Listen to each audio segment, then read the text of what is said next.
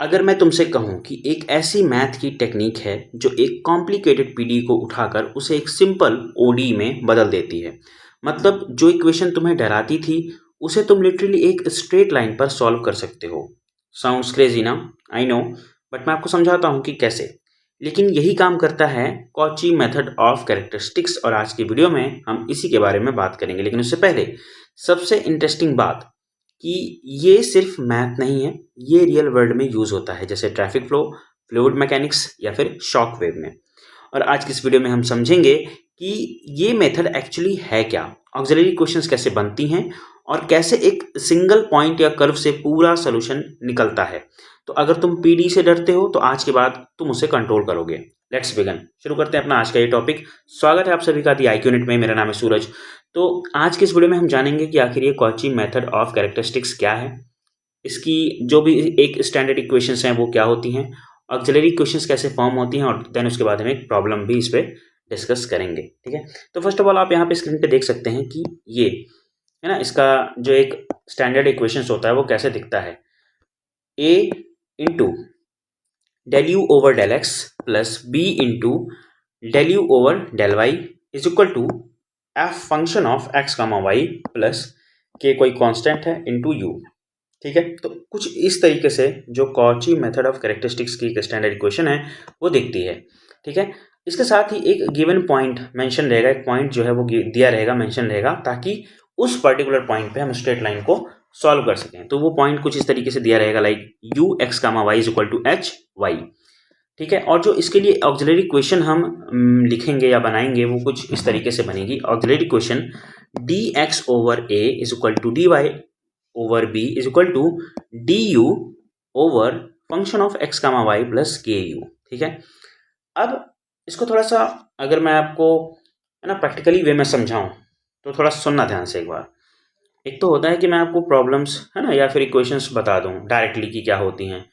अगर आप उसे थोड़ा प्रैक्टिकली समझोगे, रिलेट करोगे, तो शायद वो थोड़ी और इंटरेस्टिंग बने, और आपका सीखने का जो एक है ना वे है वो थोड़ा सा और लाइक है ना इंक्रीज करेगा इस वे में।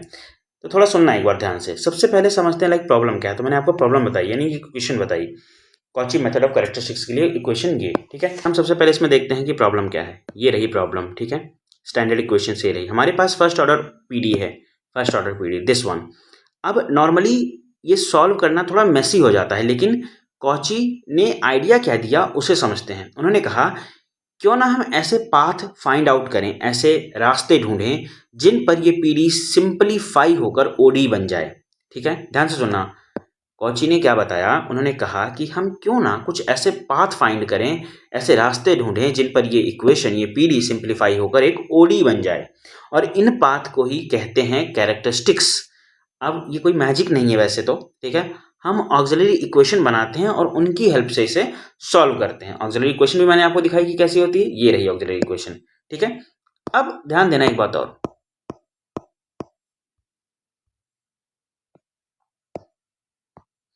ठीक है, अब ये जो पैरामीटर हैं, लाइक अगर मैं ऑक्सिलरी क्वेश्चंस की बात करूं, ठीक है, ए बी है ना, या फिर नीचे का ये जो यू है, इसकी इनका मतलब होता है कि कर्व के अलोंग, ठीक है, हम इसे ट्रैक कर पाएंगे।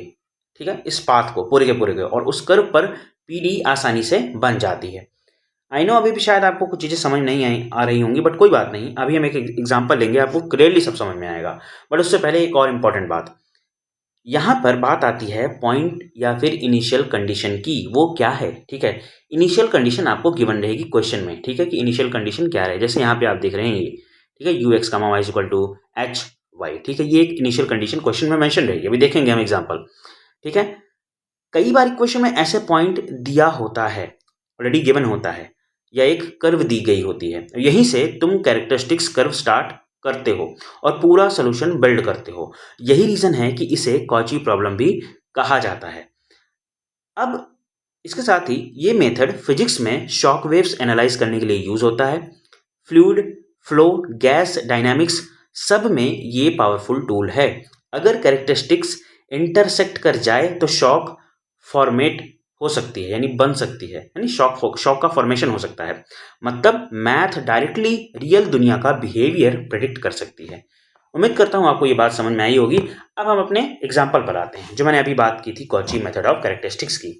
आप यहाँ पर देखना ध्यान से, यूज द, अब देखो जैसे एग्जाम्पल लिखा है, use Cauchy method of characteristics to solve the PD. ठीक है, कॉची मेथड ऑफ कैरेक्टरिस्टिक्स का यूज करके नीचे दी गई पीडी को सॉल्व करिए। पीडी क्या है? del u over del x plus del u over del y is equal to x plus Y, और ये पॉइंट आपको गिवन है, इस पॉइंट पे आपको सॉल्व करना है।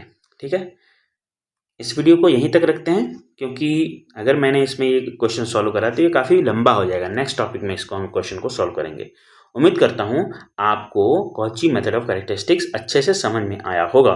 तो आज हमने देखा कि कैसे एक टफ पीडी सिर्फ पर्सपेक्टिव बदलने से आसान बन जाती है। हमने कर्व चेंज किए, वैसे तो किए नहीं, हम क्वेश्चन में करके देखेंगे नेक्स्ट टॉपिक में।